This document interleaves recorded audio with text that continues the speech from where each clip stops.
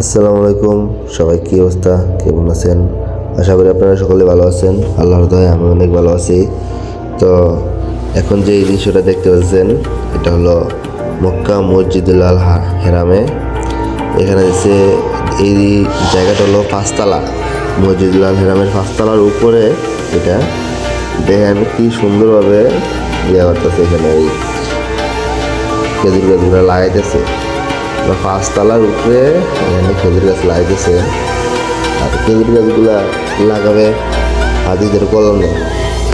এই যে খেজুর গাছে খেজুর ধরবে, পাখি এসে খাবে, আর তখন পাখি ফালাবে, তখন হাতিরা কুড়িয়ে কুড়িয়ে খাবে, তখন কতটা না সুন্দর লাগবে একবার চিন্তা করেন।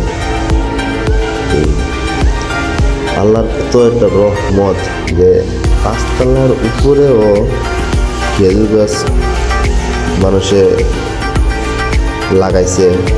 আর এখানে আমি কাজ করতে পারতেছি, আমারও কত একটা ভাগ্য, আমার যে কী একটা ভাগ্য যে আমি এরকম একটা জায়গাতে কাজ করতে পারতেছি।